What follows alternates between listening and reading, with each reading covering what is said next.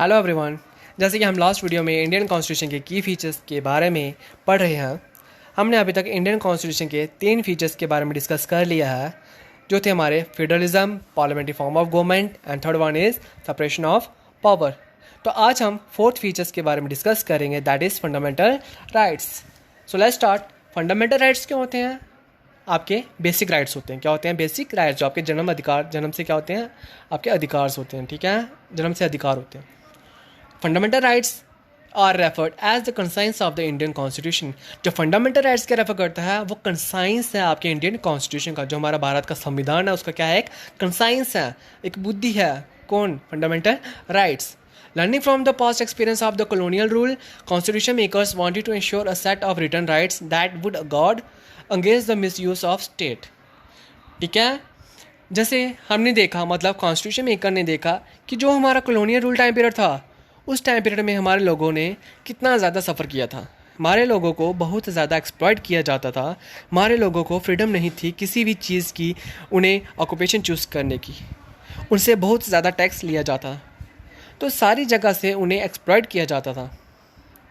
Fundamental rights protect citizens against the arbitrary and absolute experience of power by state as well as other individual.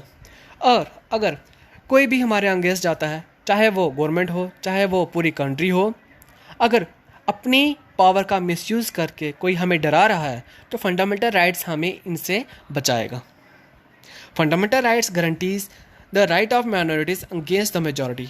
और fundamental right क्या guarantees लेता है कि जो minorities और majority हैं, इन दोनों में बहुत कॉन्फ्लिक्ट चलता रहता है। ठीक है, उतार चढ़ाव चढ़ता रहता है। मेजॉरिटी क्या करती है? अपने आप को ऊपर लाने की कोशिश करती है। ठीक है, डोमिनेट करने की कोशिश करता है। क्यों? क्योंकि उनके पास मेजॉरिटी है, मीन संख्या ज़्यादा होती है। जैसे एग्जाम्पल, क्लास में बॉयज़ की संख्या ज़्यादा हो तो वो लड़कियों की चलने नहीं देते। अगर लड़कियों की संख्या ज़्यादा हो तो वो लड़कों की चलने नहीं देंगे। तो फंडामेंटल राइट्स इंश्योर करता है, गारंटी करता है कि मिनॉरिटीज़ को भी अधिकार मिलेगा, चाहे मेजॉरिटी किसी की भी हो। ठीक है, the fundamental rights in the Indian constitution include. अब इंडियन कॉन्स्टिट्यूशन में जो फंडामेंटल राइट्स हमारे कौन कौन से इंक्लूड हैं? फर्स्ट क्या हमारा? Right to equality. Equality means, देखो नाम से ही आपको अंडरस्टैंडिंग हो जाएगी। राइट टू इक्वालिटी का मतलब सबको क्या है? इक्वली ट्रीट करना है। सबको हमने क्या करना है? बराबर सम्मान देना है। Means all persons are equally treated. क्या है? सभी को हमने इक्वली ट्रीट करना है, ट्रीट किया जाए। No citizens can be discriminated against on the basis of their religion, caste और सेक्स। किसी भी सिटीजन्स के साथ डिस्क्रिमिनेट नहीं किया जाना चाहिए। डिस्क्रिमिनेट नहीं करना चाहिए, नहीं किया जाना चाहिए, भेदभाव नहीं किया जाना चाहिए। उसको रिलीजन्स को देखकर, उसकी कास्ट को देखकर, उसके सेक्स को देखकर हमने उनके साथ डिस्क्रिमिनेट नहीं करना चाहिए। ठीक है, सभी को अधिकार है कि वो हॉस्टल जा सके, शॉप्स में जा सके, प्लेग्राउंड में जा सके, पब्लिक प्लेसेस को यूज़ कर सके। सबको क्या है? अधिकार है, वो कहीं पे भी जा सकता है। ठीक है, सेकंड आ गया राइट टू फ्रीडम। अब राइट टू फ्रीडम देखो, अंडरस्टैंडिंग हो गया। फ्रीडम का मतलब आज़ादी। क्या हमें क्या है? आज़ादी है। हमें फ्रीडम किसकी है? आज़ादी। जो हमारा राइट है फ्रीडम में, आज़ादी की। This include the right to freedom of speech and expression. किसकी फ्रीडम है? आपकी। किसका राइट टू फ्रीडम है? किसका? स्पीच एंड एक्सप्रेशंस, कि जो भी आपके थॉट्स हैं, जो भी आपके व्यूज़ हैं, आप उसको एक्सप्रेस कर सकते हो।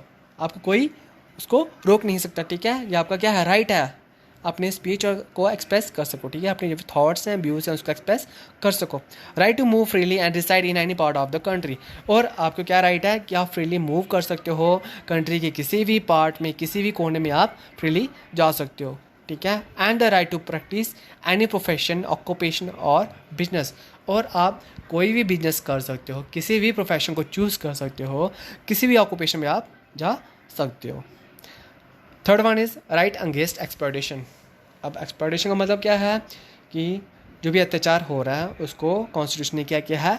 बैन किया। Means the constitution prohibits human trafficking, forced labour and employment of children under 14 years of age. जो हमारा कॉन्स्टिट्यूशन ने क्या बैन किया है? Human trafficking.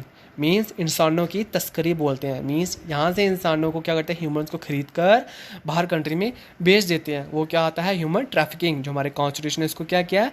बैन किया है। दूसरा, फोर्स्ड लेबर। मीन्स जो फोर्सफुली लेबर्स को क्या करते हैं? अपने अंडर काम करवाते हैं। मीन्स कुछ पैसे देकर हम लेबर्स को खरीद लेते हैं कि जो सारी उम्र मेरा काम करेगा। ये भी हमने क्या किया है? कॉन्स्टिट्यूशन में इसको क्या किया? बैन किया गया।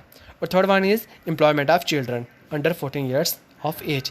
जो चिल्ड्रन के एम्प्लॉयमेंट कर रहे हैं 14 साल से, जो छोटे बच्चों को नौकरी पे रख रहे हैं, लेबर काम करवा रहे हैं, वर्क करवा रहे हैं, वो भी क्या है हमारे कॉन्स्टिट्यूशन में इसको बैंड किया है कि हाँ 14 साल से कम बच्चों को कोई भी काम नहीं दे सकता, कोई भी काम नहीं करवा सकता। ये भी हमारे कॉन्स्टिट्यूशन में क्या है, बैंड है।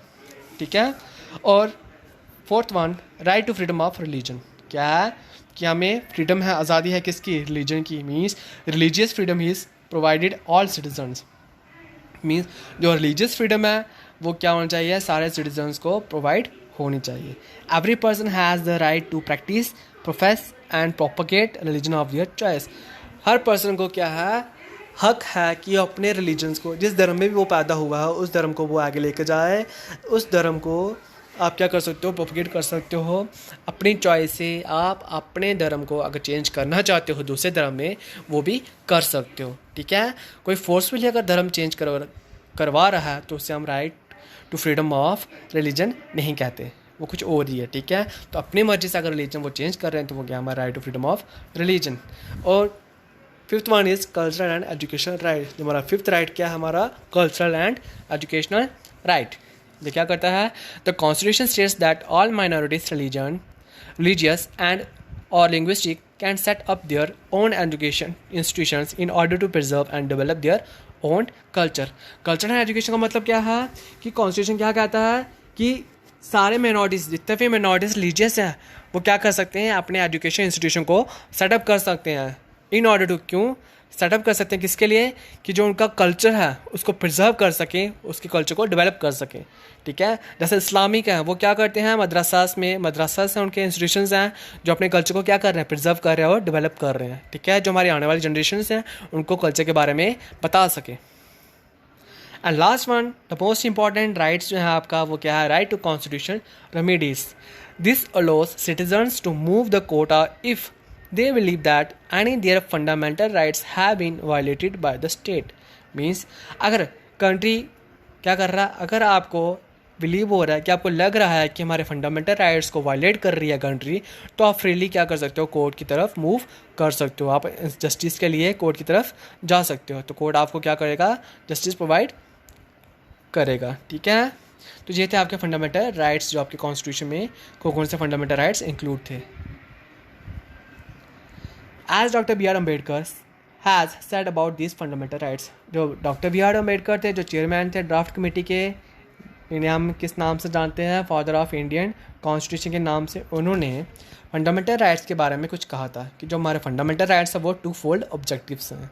क्या क्या है, first, every citizen must be in a position to claim those right, कि मतलब हर सिटीजन को ये फंडामेंटल राइट्स दे दिए हैं, तो इसका मतलब ये नहीं है कि दे दिए हैं, उस इंसान को उस पोजीशन में रहना चाहिए कि वो क्लेम कर सके, उस अधिकार की मांग कर सके। ठीक है। Every citizen must be in a position to claim those right, कि एवरी सिटीजन को क्या होता है, उस पोजीशन में रहकर अपने राइट्स को क्लेम कर सके। तो सेकंड जो ऑब्जेक्टिव था वो क्या था, this rights must be binding upon every authority that has got the power to make laws. क्या था इसका, ये जो राइट्स हैं जो गवर्नमेंट सब अथॉरिटीज़ पर लागू हो। ठीक है। गवर्नमेंट सब अथॉरिटीज़ पे क्या हो, लागू हो। और इसके अलावा जितने भी लॉस बनाने, ठीक है, जितने भी लॉ बनाए, उनके जो प्रोसीजर हैं उनके ऊपर, सबके सभी चीज़ों के ऊपर इसकी बाइंडिंग को कोई भी इसको वायलेट ना कर सके। ठीक है। Indian constitution also have a section called directive principle of state policy. और इंडियन कॉन्स्टिट्यूशन में क्या है, एक सेक्शन है जिसे हम क्या बोलते हैं, directive principle of state policy. ठीक है। मतलब अब लेकिन हमने गवर्नमेंट को कैसे काम करना होगा ये भी तो सिखाना होगा।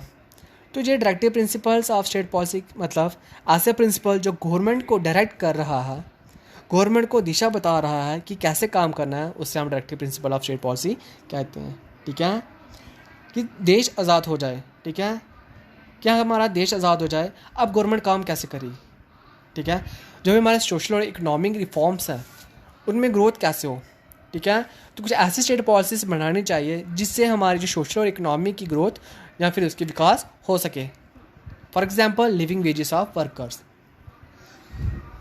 मतलब वर्कर्स को इतनी वेजेस मिले जिससे वर्कर्स अच्छे से काम करें और हमारी जो इकोनॉमी है उसकी ग्रोथ हो सके, उसका विकास हो सके। तो ये थे आपके फंडामेंटल राइट्स। जो कौन कौन से राइट्स हैं आपके? Right to equality, right to freedom, right to against exploitation, right to freedom of religious, cultural and education rights, and last one is right to constitutional remedies. तो नेक्स्ट वीडियो में हम पढ़ेंगे लास्ट फीचर्स के बारे में। Chapter का जो last feature होगा सेकुलरिज्म, उसके बारे में डिस्कस करेंगे। ठीक है।